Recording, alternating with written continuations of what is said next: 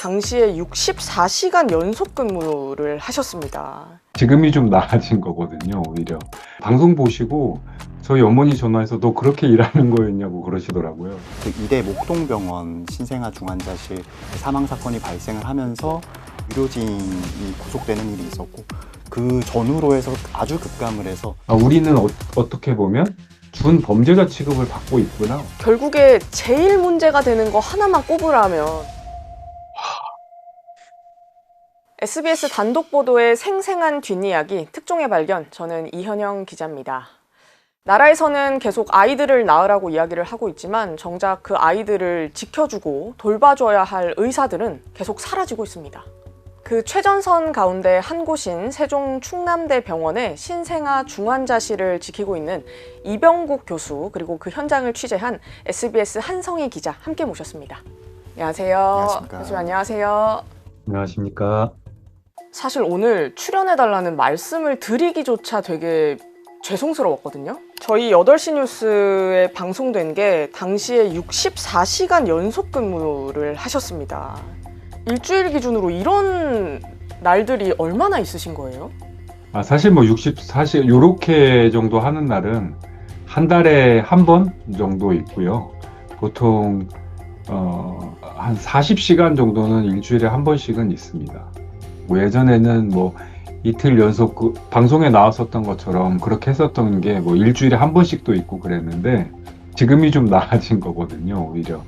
근데 이제 그때는 그렇게 근무를 하고 나서도 좀 버틸만 하고 다음날 뭐 잘 회복이 돼서 다시 근무하고 아침에 회진 돌고 했었는데 지금은 확실히 좀 그 이후의 피로도가 많이 심합니다. 그래서 이게 점점 힘들어지는구나, 이거를 좀 느끼고는 있는 상황입니다.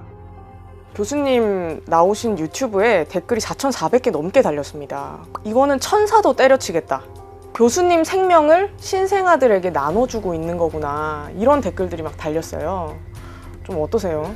방송 보시고 저희 어머니 전화해서 너 그렇게 일하는 거였냐고 그러시더라고요. 그래서 뭐 한 2, 3일 당직을 이제 하고 그 다음에 이제 어머니 생신이 있어서 가족들끼리 식사하려고 이제 식당에서 수저를 놓는 찰나에 26주 쌍둥이 산모가 와서 출산을 해야 된다 그래서 제가 급하게 내려온 일이 있거든요. 그 뒤로는 안 와도 되니까 안 와도 되니까 아기들 잘 돌보는 게 효도니까 아기들 열심히 보라고 항상 이제 그런 이야기를 하시고는 합니다. 그래서 여러 가지 마음들이 있겠죠. 그래서 뭐 좋은 댓글 달아주신 분들께는 정말 감사드립니다. 지금 목에 하고 계신 게 지금 디스크 때문에 그러신 거죠? 네, 디스크가 탈출이 좀 있어가지고 최근 한 달 사이에 계속 좀 심해져서 오른쪽 팔로 통증이 다 번져가지고요. 그것 때문에 좀 수술을 해야 될 것 같다고 이야기를 하는데 하면 아무래도 또 뭐 여기 비워야 되는 상황도 있고 그러니까 최대한 이렇게 자세나 이런 것 좀 해서 버텨보려고 지금 하고 있는. 실제로 우리 한성희 기자가 그 교수님 64시간 일하시는 현장을 직접 옆에서 봤잖아요. 어떻던가요? 저도 그 64시간 그 근무 중에서 야간 당직 시간 14시간을 저희가 동행 취재를 했고, 저희가 1시간쯤 일찍 도착해서 준비를 했으니까 한 15시간 정도를 지켜봤거든요. 근데 교수님 그리고 그 함께 하시는 간호사 분들은 이제 3교대로 돌아가는데 정말 잠시도 쉴 틈 없이 돌아가더라고요. 365일 24시간 온콜이라는 게 좀 와닿지 않았었는데 현장에 가서 보니까 신생아들은 계속 확인을 해줘야 되고 3시간마다 아무래도 초저체중아, 그러니까 1kg이 좀 안 되는 그런 이른둥이 환자들이 많다 보니까 그 친구들의 상태를 계속 시시각각 확인하면서 뭐 심장 상태를 심장 초음파로 확인한다든지 하는 게 계속 병행이 되고, 그러면서 시술들이 계속 좀 같이 진행이 되는 것을 볼 수 있었습니다. 그런 일을 왜 계속 하고 계신 건지 여쭤봐도 될까요? 제가 예전에 이제 군대 대체 복무를 했을 때 지방에 있었는데요. 28주의 쌍둥이 산모가 뭐 한 시간 정도 거리에 그 도에서 제일 큰 상급종합병원에서 그런 28주 쌍둥이 산모도 사람이 없어서 못 본다고 서울로 가라 그랬다 그러더라고요. 서울에 좋은 선생님들 많은데 좋은 병원도 많고 지방에는 병원이 있어도 사람이 없어서 산모나 신생아들이 굉장히 많이 불편하고 위험한 상황에 있구나. 그거를 느낀 게 사실은 15년 전이었습니다. 저 같은 사람이라도 지역에 있으면 도움이 조금이라도 될 것이다. 한 사람 있는 것과 없는 것의 차이가 너무 크니까요. 그 뒤로 제가 뭐 연고는 지방에 있는 게 아니지만 지방에서 제가 그냥 버티는 일을 그냥 하고 있습니다. 한성희 기자, 전북대병원 사태 최근에 있었던 것처럼 교수 한 명이 그만둬 버리면은 신생아가 아파도 진료받을 수 있는 데가 없는 거잖아요. 그 지역에는. 이게 지금 얼마나 심각한 건지 수치로 혹시 좀 짚어줄 수가 있나요? 며칠 전입니다. 신생아학회에서 자체 전수조사를 해서 결과를 냈는데 신생아 중환자실 과반이 일단 수도권에 있고요. 그리고 학교 조사 결과 전국의 신생아 중환자실 지금 기능하는 곳이 65곳, 그리고 전국의 신생아 전문의가 199명 있습니다. 근데 그 조금 살펴보면 서울에 90명이 있고 경기에는 33명 이렇게 있는데, 반면에 이제 교수님 계신 세종이 저도 이번에 알았습니다만 우리나라 출생률에 거의 1, 2위를 다투는 지역이더라고요. 세종에 2명이 있고 전북에 2명, 그리고 제주에 2명 있고요. 경북과 충북에는 1명씩 있습니다. 그 27년부터 31년까지 3천여 명의 의대 정원을 늘리기로 했잖아요. 필수 공공의료의 강화를 위해 2027년도부터 2031년까지 의사인력 양성 규모를 연 평균 668명 증원하여 5년간 총 3,342명을 추가로 양성하기로. 의대 정원을 늘리는 것 자체가 근본적인 해결책이 될 수 없다, 이런 얘기들이 사실 많습니다. 그 이유에 대해서 어떻게 생각하세요? 저는 사실 그 숫자 자체를 늘리는 것에는 큰 관심은 없습니다. 왜냐하면 저도 그게 근본적인 해결책이 될 수는 없다라고 생각을 합니다. 누구에게 소아과를 강요하거나 산부인과를 강요할 수는 사실 직업적 선택의 어떤 자유라는 측면에서는 없는 부분이거든요. 애초에 뭐 지역의사제 입학 제도를 통해서 키운다라면 그거는 차라리 외국에서 조금 몇몇 나라에서 실행을 하고 있기 때문에 가능성은 있지만, 단순히 숫자를 늘린다라는 게 그것을 지금 현 상황을 해결해 줄 수는 없다라고 생각합니다. 또한 예전 정부의 의정 사태 당시에 뭐 숫자를 늘리면 낙수 효과가 생겨서 그 중에 소아과를 누군가 갈 것이다, 어려운 과를 갈 것이다, 이렇게 이야기를 했는데 이런 낙수 효과에 의해서 가는 의료진들이 일단은 상대적으로 국민들에게 신뢰 관계가 조금 어려울 것 같기도 하고요. 또 이렇게 이 의대 정원을 늘려서 입학하는 인원이 신생아 의사가 되기까지는 앞으로 최소한 12년, 15년 이상의 시간이 필요합니다. 그런데 신생아 의사가 필요한 상황이 15년 전부터 있어 왔고 지금이 거의 이제 마지막 상황이거든요. 지금 어떻게 버티느냐가 중요한데 15년 후 이제 나올 것이다 라고 하는 것은 조금 현실성이 좀 떨어지기는 하고 이제 현재의 대책이 조금 필요한 상황입니다. 저도 한 가지 좀 첨언을 드리고 싶은 게, 실제로 제가 좀 통계 수치를 찾아봤더니 2006년, 2007년에 전공의들의 그 소아청소년과 지원 비율이 130% 정도에 달했습니다. 초과해서 이제 오히려 지원을 했던 때가 있었던 거죠. 2018년을 기점으로 해서 2018년에 우리가 알고 있는 그 이대 목동병원 신생아 중환자실 그 사망 사건이 발생을 하면서 그 이제 의료진이 구속되는 일이 있었고, 그 전후로 해서 아주 급감을 해서 지금 시점에서 소아청소년과 지원율 이제 전공이 10명이 있다 치면 1명 또는 2명입니다. 근데 그 안에서 세부 전공이 되게 여러 가지가 있는데 신생아 세부 전공을 선택하는 경우는 거의 없다시피 한 실정입니다. 이 이대목동 사태는 사실은 저희 신생아 의사들과 소아과 의사들에게 굉장히 큰 충격을 안겨줬습니다. 당시에 뭐 있었던 여러 가지 아기들의 문제에 대해서는 정말 안타까운 상황인데 그 당시 여러 가지 노력을 했던 의료진들이 실제로 화면에 나오면서 구속이 됐고, 구속 요건이 부족한데도 불구하고 구속영장을 신청을 하고 구속이 됐었거든요. 최종적으로 무죄를 받기는 했지만 그동안의 여러 가지 일들을 보니까 정상적인 진료를 하더라도 이게 처벌을 받아야 되거나 그에 준하는 상황을 항상 겪어야 되는구나 라는 인식. 우리는 어떻게 보면 준범죄자 취급을 받고 있구나 언제나, 이런 인식을 심어주게 됐고요. 그것 때문에 이제 전공의 지원을 갑자기 이제 급감하는 상황이 됐고, 이런 부분이 이런 저희 소아과나 신생아과를 지원을 기피하는 가장 큰 이유가 되고 있는 것이 지금 현실입니다. 실제로 교수님도 그런 거 겪어보신 적이 많이 있으세요? 어떠세요? 재판도 이제 받아서 2020년도에 최종 판결까지도 무죄로 난 적이 있습니다. 그 당시 상황은 분만 이후에 아기가 안타까운 상황이 있어서 아마 부모님이 거기에 대해서 법적으로 이제 확인을 하고 싶으셨던 것 같고요. 사실 그 심정은 충분히 이해가 됩니다. 또 이제 반대로 의료진 입장에서는 사실 저희도 정해진 대로 치료를 했는데 결과가 안 좋은 것에 대해서 저희도 이유를 모를 때가 많거든요. 모든 환자가 똑같은 치료를 받았을 때 똑같은 결과로 이어지는 것이 아니고 안타까운 결과가 됐을 때 저희도 굉장히 마음이 아프고 어떨 때는 진짜 방에 가서 우는 선생님도 계시고요.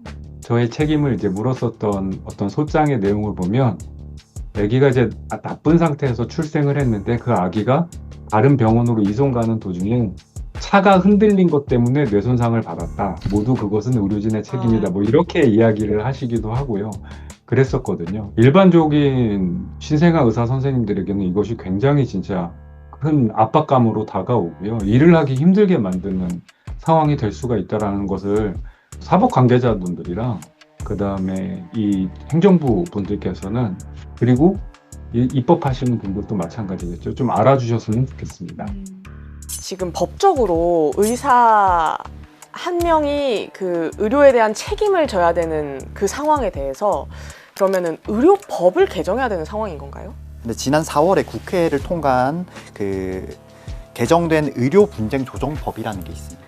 근데 이게 지금 필수 의료 행위 과정에서 발생한 의료 사고에서 중대한 과실이 없거나 설명 의무를 충분히 이제 이행했을 때, 그리고 손해배상 등 요건 충족이 됐을 때 형사 기소 제한할 수 있도록 하는 내용이 담겨 있거든요.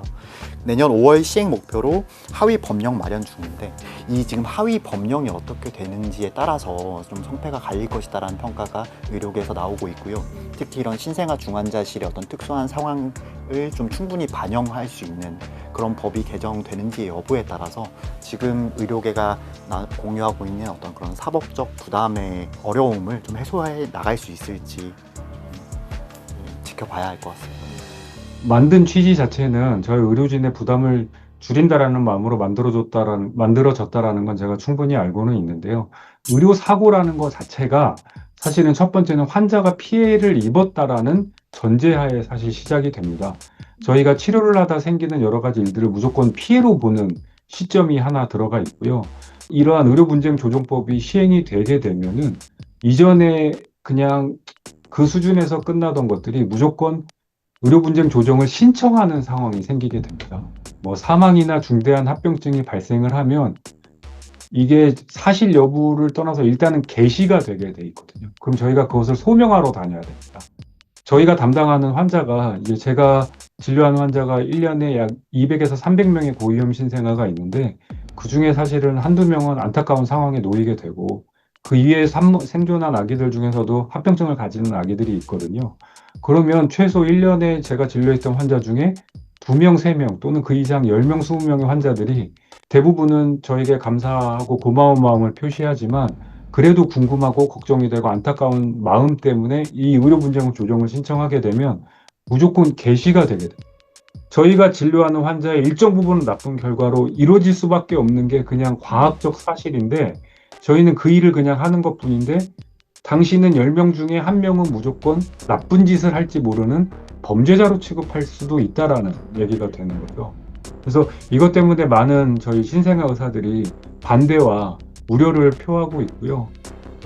저희가 하는 일이 물론 100% 훌륭한 일이나 잘할 수 있는 일은 있을 수는 없지만, 그래도 모두 최선을 다하고 있는 상황에서 그 한두 가지 때문에 나머지 99명을 이 일을 하지 못하게 지금 만드는 상황이 그 법인 것 같습니다. 그래서 이런 점을 조금 아시고 알아주시고 저희 신생아 의사들에 대한 좀 현실 반영이 됐으면 좋겠습니다. 지금 전체적으로 공유하고 있는 이 현실은 인력 부족 문제인데, 한 다른 신생아 전문의 분이 그 말씀하시더라고요. 하이 리스크 노 리턴이다 고 말씀하시는데, 장기적으로는 전공의가 좀 선택하도록 만들어야 돼서, 그래서 이제 리스크는 줄이고 리턴은 좀 주는 방향으로 돼야 되겠고요. 근데 단기적으로는 좀 당장 없는 좀 자리를 채워야 되는 문제가 있습니다. 지금 정부에서 추진하고 있는 그 대책들이 이 수년 뒤에나 이제 배출되는 인력에 대한 문제인데, 지금 공백을 좀 어떻게 메울 것인가에 대한 좀 논의가 당장 좀 시급한 부분이 아닌가 싶습니다. 사실 세종에는 교수님 포함해서 두 분이 계신데 만약에 그 두 분 중에 한 분이 일이 생기신다거나 뭐 몸이 안 좋아지신다거나 이런 일이 생기면 신생아들에 미치는 영향이 엄청 막대한 거 아닌가요? 그렇죠. 뭐 사실 한 분이라도 사실 지금 빠지게 되는 상황이 되면 다른 한 분이 모든 걸 부담을 해야 되거든요. 그럼 그것도 이제 한계가 있기 때문에, 그랬을 때 일단은 체력적 소진, 뭐 정신적 소진으로 인해서 아무래도 산모나 신생아들에게 우리가 제공하는 치료의 질이 떨어질 수밖에 없겠죠. 그럼 이 기간 동안 부재가 생기고, 그 기간 동안에는 이 산모와 신생아들은 다른 지역으로 갈 수밖에 없어요. 각 지역 시 단위로 해서 모든 것을 만들 수는 없지만 권역을 조금 아우를 수 있는 이런 지원이 앞으로도 좀 계속 지속돼야 되지 않나, 이렇게 생각합니다. 예를 들어서 일본은 각 권역, 뭐 이렇게 도별로 해서 그 도를 책임지는 가장 큰 어린이 병원 같은 거를 하고, 작은 현들에서 이런 산모가 발생할 시에는 이런 큰 병원으로 이송을 빨리 해가지고 처치를 하고 안정이 되면 다시 돌려보낸다든지 이런 시스템을 취하고 있거든요. 산모나 신생아 상황이 발생할 시에 모두 도쿄로 가지는 않습니다. 근데 이제 우리나라는 현재 모두 서울로 가야 되는 상황이 이제 지금 발생하고 있기 때문에요. 현재 이게 보건복지부에서 모자의료 진료협력 시범사업이라 그래서 시작을 했고, 저희가 충청북도까지 지금 커버하겠다라는 의미로 그 사업의 대표기관이 돼서 참여를 하고는 있는데요. 문제는 이 사업 자체의 제도 자체는 좋지만 현재 이것을 지탱할 만한 인력이 지금 각 지역에 적기 때문에 그분들을 다시 이런 권역의 중증치료기관으로 흡수할 수 있는 이런 보상이 자꾸 더 보상 제도가 있으면은 좀 버틸 수 있는 힘이 생기지 않을까, 이렇게 생각을 하고 있습니다. 결국에 제일 문제가 되는 거 하나만 꼽으라면 어떤 거를 꼽으시겠습니까? 사실 제가 이제 웃음을 짓는 게, 누가 그러더라고요. 심각한 이야기를 하는데 왜 웃냐. 사실은 헛 웃음입니다. 그리고 이렇게 하지 않으면 좀 버틸 수 없는 게 있고요. 굉장히 많은 복잡한 문제들이 끼어 있고 얽혀 있는 상황이거든요. 여기에 대해서 사실 고민하는 것 자체가 너무 힘듭니다, 사실은. 근데 이제 결국에 저는 근본적인 원인을 하나 꼽는다면, 결국에는 낮은 수익과 그 다음에 굉장히 위협적인 사법 현실이라고밖에 말씀을 드릴 수가 없을 것 같습니다. 여러 가지 최근에 사법적 판결들이 각자 현장에서 최선을 다했던 의료진들에게 배상을 하라 그러든지 이런 문제들이 자꾸 생기거든요. 그러면 최선을 다하지 말라는 거고, 애초에 그 일을 하지 말라는 자꾸 신호를 사법부에서는 보내는 거고요. 이 정부와 뭐 국민들이 좀 지속적인 관심을 가져주셨으면 좋겠습니다. 마지막으로 하시고 싶은 말씀이 좀 있으시다면요? 예전에 있었던 말 중에 의식주라는 말이 있는 것 같습니다. 여기서 예전에는 이 의가 옷을 입는 거였는데요. 지금은 사실은 이 의가 의료에 해당하는 것 같습니다. 지방에 태어나는 것이 죄가 되지 않고 부모에게 내가 자식에게 잘못했다라는 마음을 가지지 않을 수 있도록 지방에 우리 지금 국민들이 살려면 기본적으로 도로가 깔리듯이 어떤 권역에서 최소한 이런 모자 의료는 해결을 해줄 수 있어야 된다고 생각을 합니다. 이 원인이 또는 이 문제 해결 방법은 단지 한 가지로만 되는 것은 아니기 때문에 모든 부서가 조금 협력을 해서 좀 관심을 가져주시고 하셨으면 좋겠습니다. 저희가 버틸 수 있는 힘은 관심과 투자밖에는 없습니다. 이것을 조금 계속 이게 일시적이고 우리가 흔히 말하는 잠깐 지나가면 많은 관심이 아닌 지나간 15년은 놓쳤지만 앞으로 15년 계속 쌓아가는 마음으로 좀 관심을 가져주셨으면 좋겠습니다. 네, 알겠습니다. 교수님 말씀 오늘 여기까지 듣겠습니다. 감사합니다.